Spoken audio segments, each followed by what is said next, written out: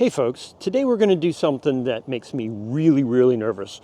We're going to pull apart the inside of our brand new truck, and we are going to look at doing upfitter wiring and centralized wiring for our RV895 that's going to go about here, my dash cam, and then put some additional electrical capabilities up here so that we don't have all of this wiring mess and everything blocking the view and everything like that. We also want to eventually put the GoPro dash cam up here as well.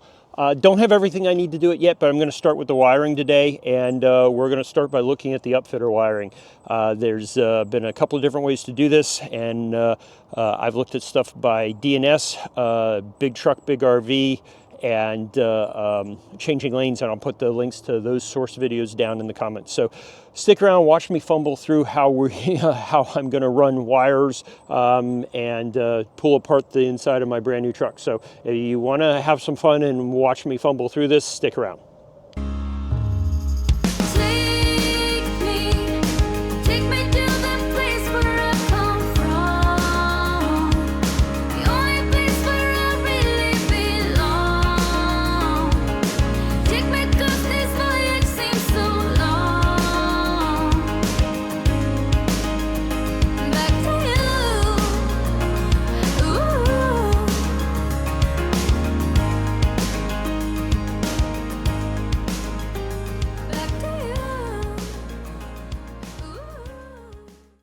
Okay, so like most of these videos, we're going to start by looking here. This is the upfitter relay cap here. It's situated right behind the battery that's on the passenger side. There's another battery over there, and we're going to start by looking at what's behind this and see if we can't take a look at these wires. I know that there's 4 additional wires labeled for customer use that go between somewhere in here and the footwell down there, but as a lot of other folks have said, those are pretty small, but I want to get my eyes on those first and take a look at those and see how big they are. I want to figure out how much current this unit actually pulls, and then we'll take a look at that. So I'm no good at using one hand, so I'm going to go ahead and the connectors are down in here, and I need to get a screwdriver to get down in there and pop this kit off. So we're going to go do that, and we'll be back in a second. Okay, I managed to get that out, and there are 2 clips, one there, and you push against them. I had to get a light in order to see, but once I managed to push them with that very large screwdriver, I was able to get this out.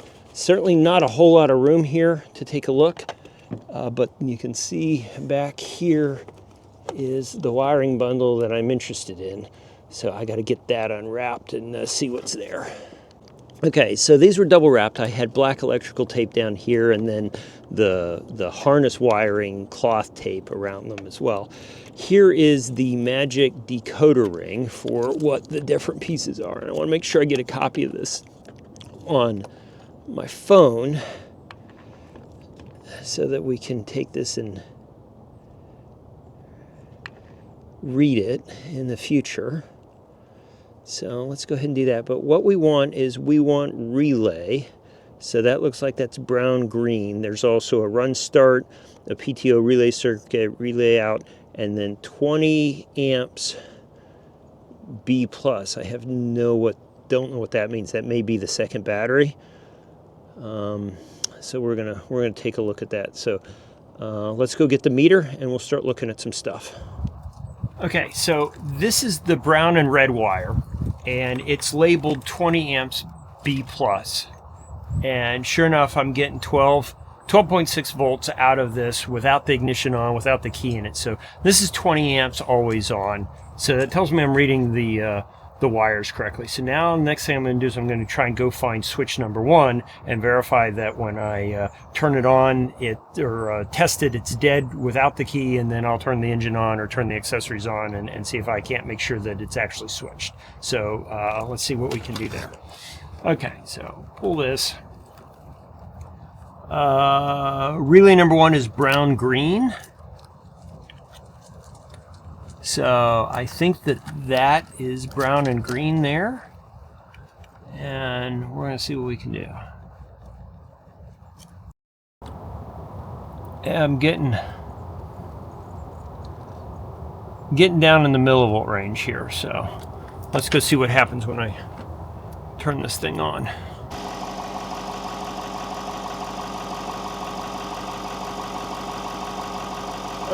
Okay, so we're still getting just a lot of noise. This is down in the millivolt range, couple hundred millivolt range. So I'm going to go turn the switch on and see what happens.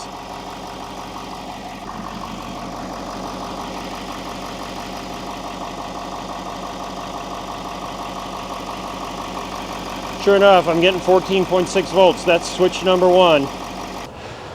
Okay, so the wires literally just came in. The postman just delivered them. I've got marine grade 14 gauge 3-wire connectors, and I'm going to run 2 of these 3-wire connectors down into here and down up where JD was talking about running them through the seat. So I got to get that started first. I'm going to lay out my wire and run it and see how long I need, and then we'll come back and start making those connections. Okay, so this is the marine grade wire I got. Got it from Greg's, or Lawrence Marine, actually shipping out of Greenville, Pennsylvania. It is 14 gauge 3 connector, and what's interesting is that this is actually rated to carry 35 amps each. So that's way more than what we're going to be putting on a 25 amp circuit. So I feel pretty good about that. So I'm going to run 2 of these in. That's going to give me all 6 conductors running out of this compartment down in. And so I'm going to lay this out and then start cutting some wire. I got 50 feet of wire. I hope that's more than enough for what I need it should be. And we'll dry fit this and figure this out. So step number 2, I think.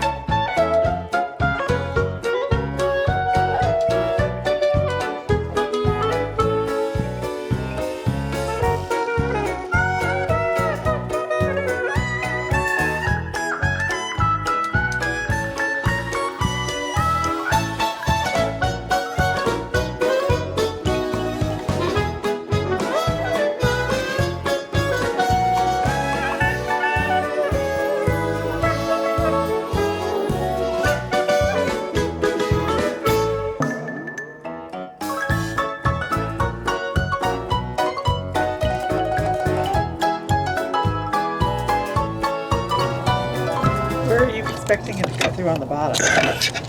I want it to come out somewhere down there,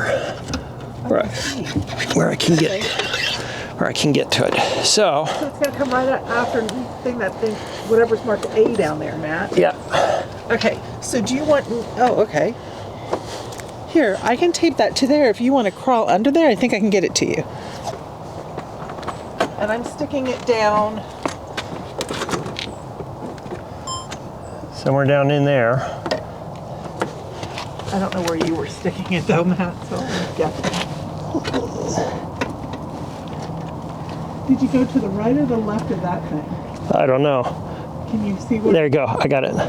Anyway, so there's the cord. I'm gonna run it down underneath and see if I can't find where the step up is for the or the hole. It is under the seat? Yeah, where the grommet is under the seat.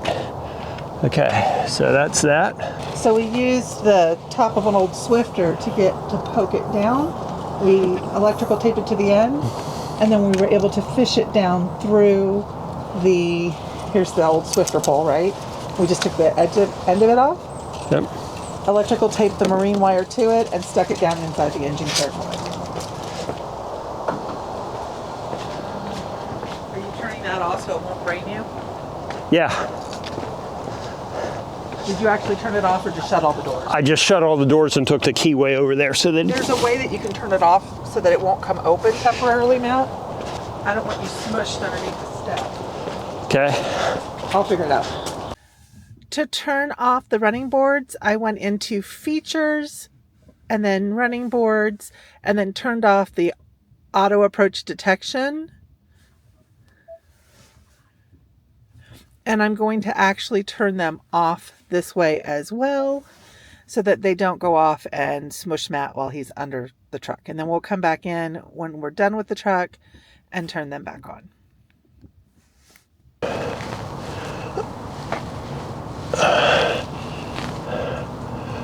Oh, that's beautiful. Oh, that is beautiful.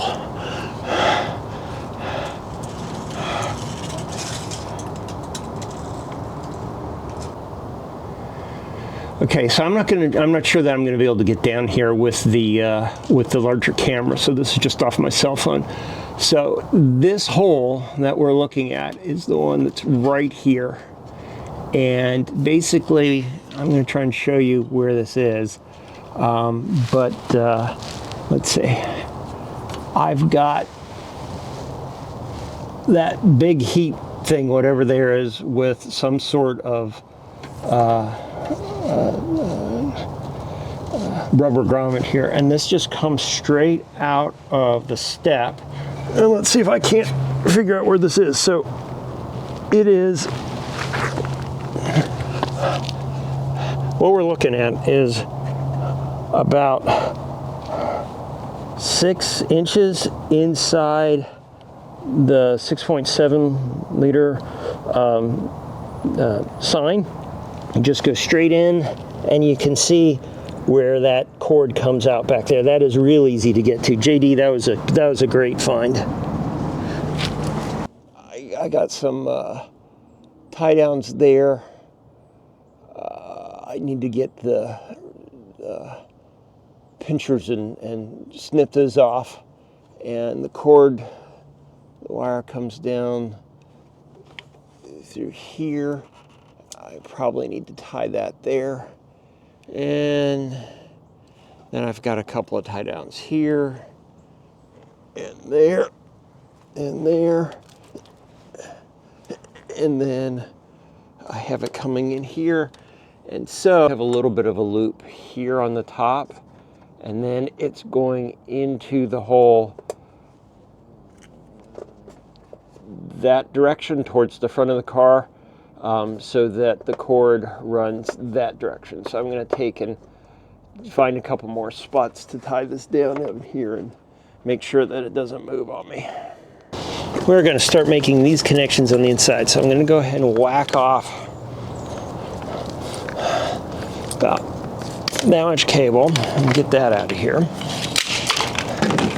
Okay. And then I got the cable run. Got it run? I got the cable run. Now I'm getting ready to hook up. Now I'm getting ready to hook the power up. What do I need to do? Oh, I don't know yet. I'm phoning a friend. You want me to jump? That way I'm at least out here with you. I feel bad if I'm not out here with you. Okay. I'm phoning a friend. I'm knee deep into getting the truck pulled apart, and I'm getting ready to make connections. Do you have a minute to talk through something with me?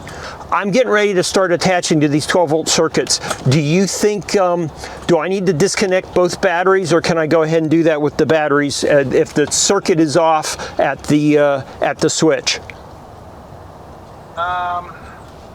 If you're tapping into the wires enough, then I would disconnect the batteries. I like to disconnect the batteries in anything because it's not the wire you're working on, it's the one you like bump into or something. Okay. But if you don't, then if you're tapping into that wire and you know what fuse it is, then you can just pull the wire on the fuse sometimes. Okay. You know, but you don't want to tap a hot wire. If it's hot 12, then don't mess with it. Okay, disconnect both batteries. Yeah, it's totally easier, honestly. Just do it, safety. Okay, thanks. Bye. Thanks, Yep, Chris. I'm coming. Bye.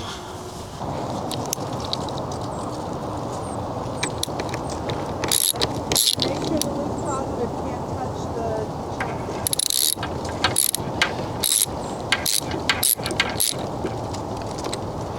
So take the negative off first. And then take the negative off the other one. Okay. And then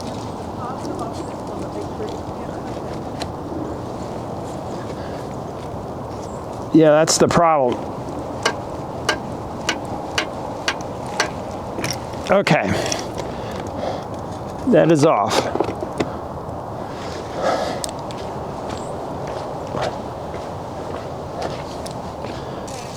Now the positive, right?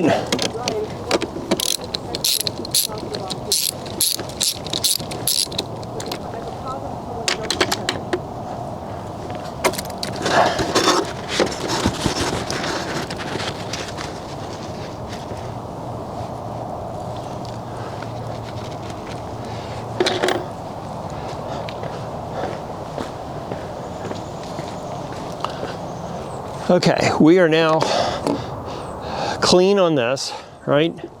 So now what I can do, I'm going to take that and move it down there so that can't touch anything. Now, what I can do is I can take, ow! I can take these two wires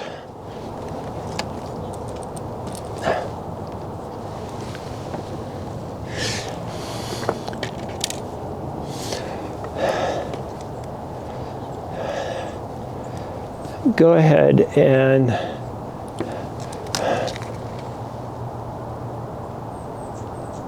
brown and green is relay number 1. So I'm going to go ahead and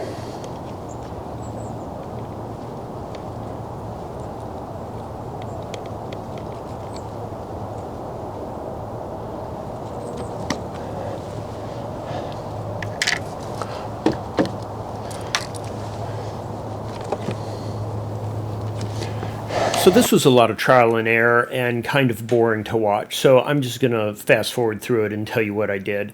I ended up clipping the wires at the coming out of the relay box and attaching butt end connectors that were both crimp and heat shrink on them. I ended up making a mistake on the heat shrink the first time I did it, and I ended up having to redo some of one of the connections. Basically, I didn't leave enough room for the heat shrink on top of the outside of the butt connectors. So I had a couple of false starts, but eventually I got it all connected, and you'll see I got it wrapped up with black electrical tape. So long story short is at the end of this, I have 2 circuits connected, butt connectors for 1 and 2. They're crimped, they're heat shrunk, and they are then wrapped with additional heat shrunk material. Later on, I did go back and I wrapped these with engine compartment wiring, like what Ford originally wrapped the outputs of the relay box in.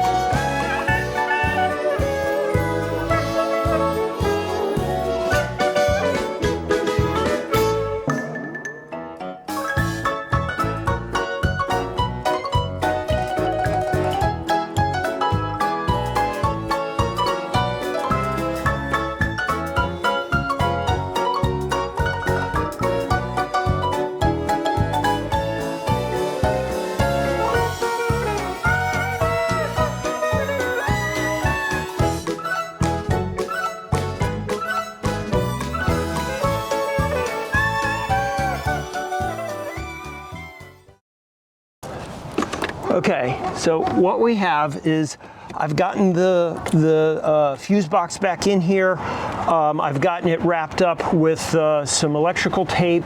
I'm hoping to get this closed up here in a couple of minutes, and I've got some harness wiring coming at some point tonight, but Amazon, who knows when it's going to be here.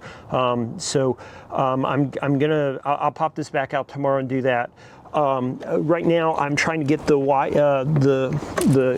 marine grade wire wrapped to a couple of things underneath so that I can get that wrapped up, and then I can close this up, and then tomorrow I can work on the inside of the cab. Hey, so that video ended up being a little bit longer than what I expected, so we're going to go ahead and stop here and split the video into two parts. So before we close, I want to make sure to remind everyone, this is a how I did it, not a how to do it. We've been working with voltages and current and very expensive machinery. If you're not confident, get a mechanic or someone to help you with it. Do your own research. This is for entertainment purposes only, and I'm sure that me fumbling has been very entertaining today.